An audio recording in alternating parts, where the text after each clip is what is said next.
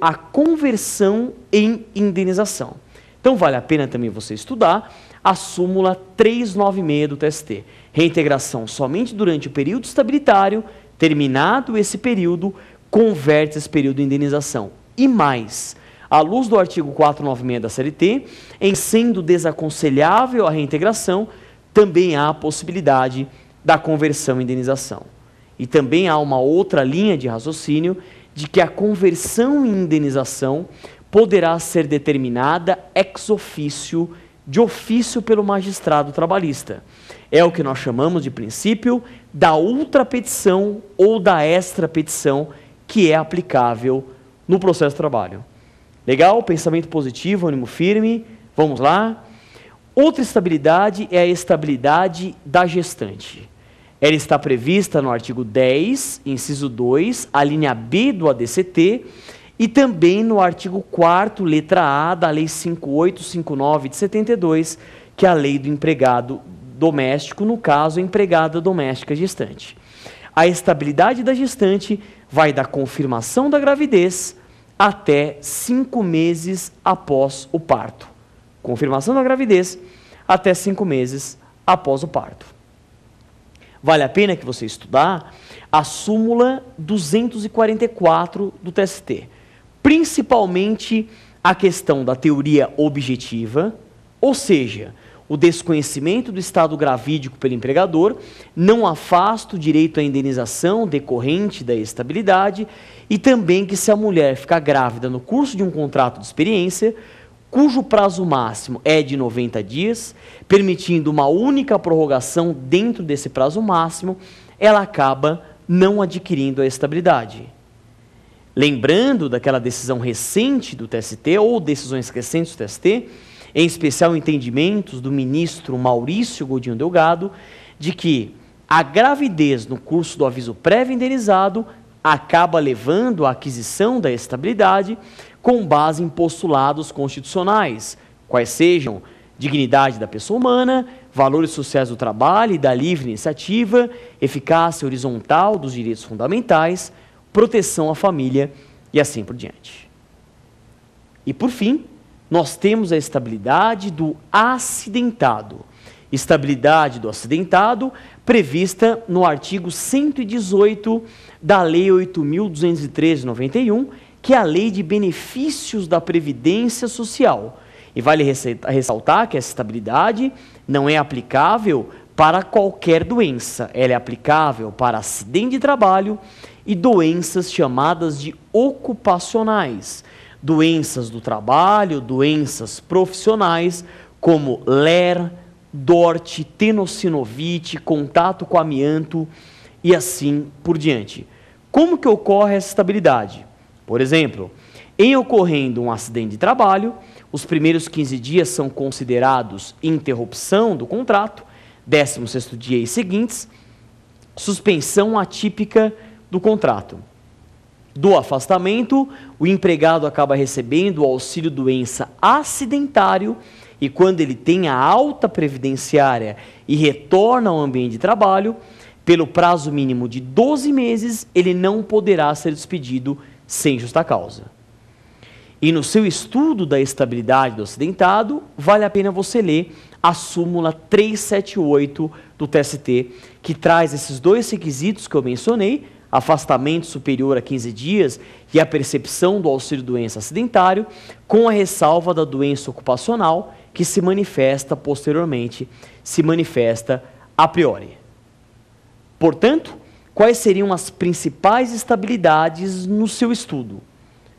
Decenal, dirigente sindical, gestante e acidentado, sem você esquecer as outras estabilidades. Legal? Próxima pergunta, vamos lá? Professor Leone, quantos dirigentes sindicais gozam de estabilidade provisória? Olha, essa também é uma pergunta muito cobrada pelas bancas examinadoras, principalmente por causa de um aparente conflito que nós temos entre o artigo 522 da CLT e o artigo 8º caput da Constituição Federal.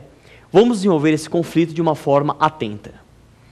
O artigo 522 do diploma consolidado, ele traz o limite 7 para os membros da diretoria. Então lá você encontra basicamente a estrutura de um sindicato abrangendo diretoria, conselho fiscal e assembleia geral. Uma diretoria com no mínimo 3, no máximo 7 membros, um conselho fiscal com 3 membros e ambos os órgãos eleitos por uma assembleia geral. Legal. Já o artigo 8º, caput da Constituição, traz o princípio da autonomia e da liberdade sindical. Um sindicato, em tese, ele pode ter mais de 7 diretores ou dirigentes sindicais. E aí vem a pergunta de prova. Será que o número 7, ele foi recepcionado pela Constituição Cidadã de 88? Essa é uma pergunta que já caiu muito em prova, tanto em exame de ordem quanto em concursos públicos. E a resposta aqui depende de qual é o foco, qual é o âmbito, ponto de vista. O número 7, ele não foi recepcionado no sentido da liberdade que tem um sindicato de estipular quantos diretores, quantos dirigentes ele queira ter. Se ele quiser ter 7, 8, 10, 20, 30, problema do sindicato, definição do estatuto à luz da defesa dos interesses da categoria. Todavia, o limite 7, ele foi recepcionado no que concerne a estabilidade provisória ou garantia de emprego. Portanto, por mais que o sindicato ele tenha mais de 7 dirigentes, apenas 7, abrangendo titulares e suplentes, gozarão dessa estabilidade. Então, não erre isso, isso está no inciso 2 da súmula 369 do TST.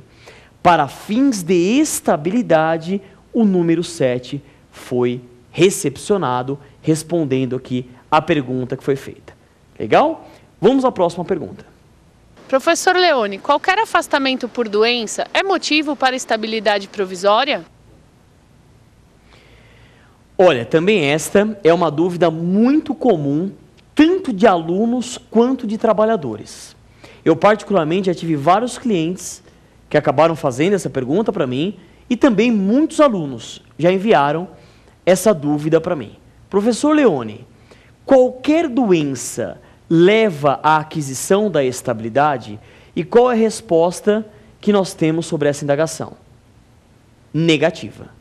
Não é toda doença que leva à aquisição da estabilidade. Então veja, aqui a gente tem que responder essa pergunta com muito cuidado. Por quê? Porque algumas convenções coletivas de trabalho, acordos coletivos, sentenças normativas ou regulamentos empresariais trazem estabilidades para quaisquer doenças. Então aqui vamos responder essa pergunta em duas partes. Primeira parte, o que o sistema jurídico, o que o ordenamento jurídico prevê em relação a isso? A resposta está no artigo 118 da Lei 8.213 de 91 e na súmula 378 do TST. Portanto, a famosa estabilidade do acidentado, que ela foi criada preponderantemente para acidentes de trabalho, ela é estendida para doenças ocupacionais, porque o artigo 20 da Lei 8.213 de 91 estende o mesmo tratamento dos acidentes de trabalho. Dessa forma, as doenças ocupacionais, que representam um gênero, cujas espécies são doenças do trabalho e doenças profissionais, nós temos sim a aquisição de estabilidade. LER, DORT, tenossinovite, contato com amianto e outras doenças relacionadas ao trabalho. Já doenças em geral, pelo sistema jurídico vigente, não há aquisição de estabilidade. Por quê? Porque o auxílio-doença, pessoal, ele recebe uma classificação. Nós temos o auxílio-doença chamado de ordinário e o auxílio-doença acidentário. O auxílio-doença ordinário para doenças em geral e o auxílio-doença acidentário para acidente de trabalho e doenças ocupacionais. Pelo artigo 118 da Lei 8.213 de 91 e principalmente também pela súmula 378 do TST, nós acabamos chegando à conclusão